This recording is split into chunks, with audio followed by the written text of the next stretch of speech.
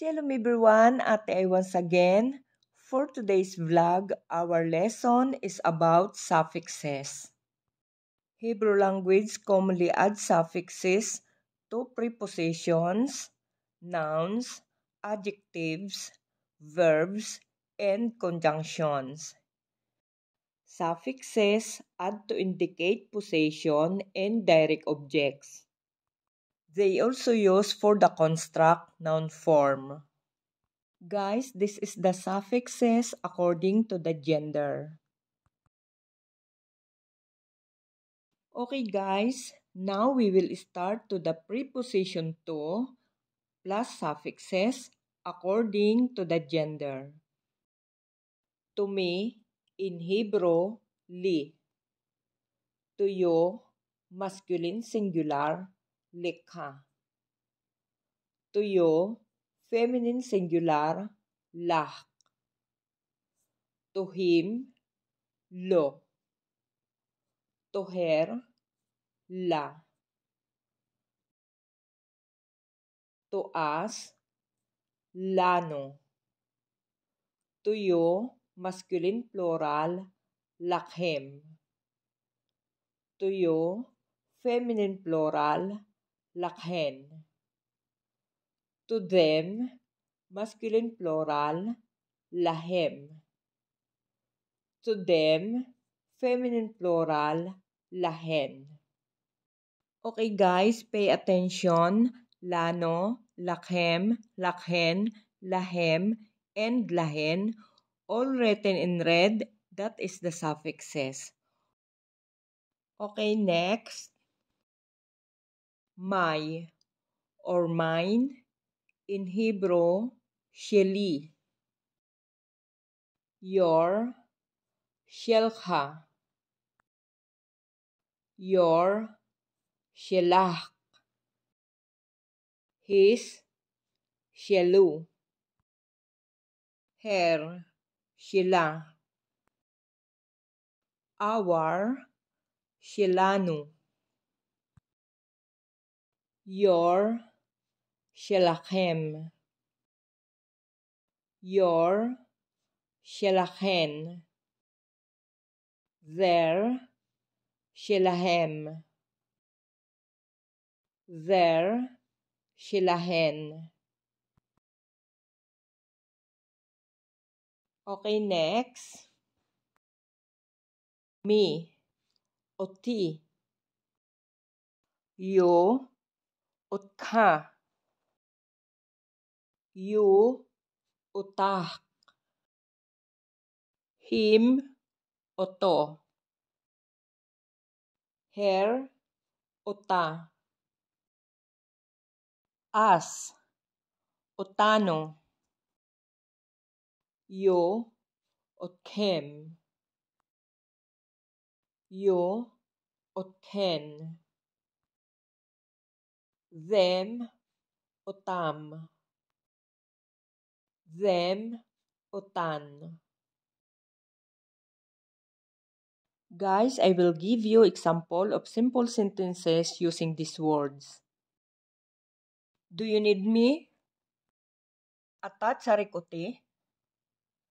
At sarikauti. He need me. Hut sarikuti. She need me. His rikauti. They need me. Hem srikimoti. Hen srikototi. I love you. Ani ohebet otka. Ani oheb otka. We love you. Anachno ohavim otka. Anachno ohavot otka. They love you. Hem ohavim otka. Hen ohavot otka. I am looking for you. Ani mikapes otak. Ani mikapeset otak. They are looking for you. Hem mikapsim otak. Hen mikapsot otak.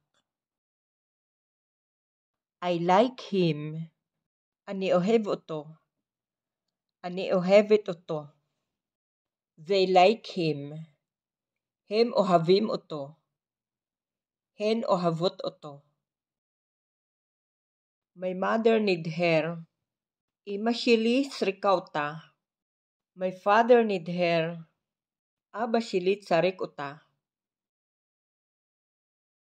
She need us. Hit srikautano. They need us. Him srikim utano. Hin srikot utano. Grandpa and Dad, I love you. Saba biaba, ani ohebit utkem.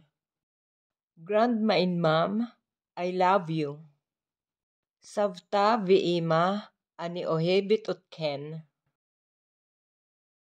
We love them. Anachno ohavim utam. We love them. Anachno ohavot utan.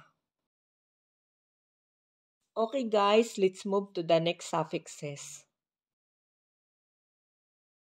Without me, biladi. Without you, biladika. Without you, biladeh. Without him, bilado. Or biladav. Without her, bilada. Or biladeha. Without us, biladeno. Without you, biladekem. Without you, biladeken. Without them, biladam. Or biladehem. Without them, biladan. Or biladehen. Okay guys, next is preposition with plus suffixes. With me, iti. With you, itka. With you, itah. With him, ito. With her, ita. With us, itano. With you, it came. With you, it can. With them, itam.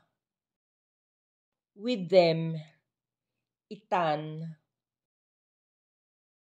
Okay guys, that's all for today's video. See you next time. We have part 2 of suffixes. Please don't forget to like, share, comment, and subscribe. And don't forget to click the notification bell to be updated for more videos. Hamon to dari kolkem, nitray bablogabashili, lihitraot, and God bless you all.